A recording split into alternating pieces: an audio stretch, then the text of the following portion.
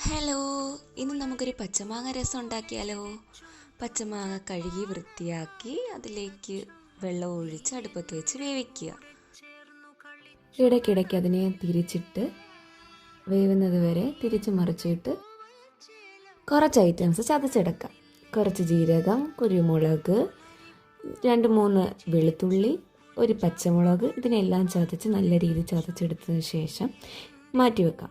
എന്നിട്ട് നമ്മൾ വേവാൻ വെച്ച മാങ്ങ വെന്ത് കഴിഞ്ഞതിന് ശേഷം അതിനെ കൈ കൊണ്ട് നല്ല രീതി ഉടച്ച് അതിൻ്റെ തൊലിയും എല്ലാം മാറ്റി ശേഷം കുറച്ച് ചൂടുവെള്ളം ഒഴിച്ച് കുറച്ച് ഉപ്പ്, കൊച്ചുള്ളി, മല്ലിയിലയും കൂടി ഇട്ട് മാറ്റി വെക്കുക. ഇനി കടുവറുക്കാനായി കുറച്ച് എണ്ണ, കടുക്, വറ്റൽമുളക് ഇട്ട് വെച്ചതിന് ശേഷം നമ്മൾ ചതച്ച് വെച്ച ഇൻഗ്രീഡിയൻസിനെ അതിലോട്ടിട്ട് കായപ്പൊടിയും കൂടെ ചേർത്ത് മിക്സ് ചെയ്തെടുക്കുക. ചെയ്തതിനെ നമ്മുടെ മാങ്ങ രസത്തിലോട്ട് ചേർത്ത് ഒന്ന് അടുപ്പത്ത് വെച്ച് തിളപ്പിക്കുക. മാങ്ങ രസം റെഡി.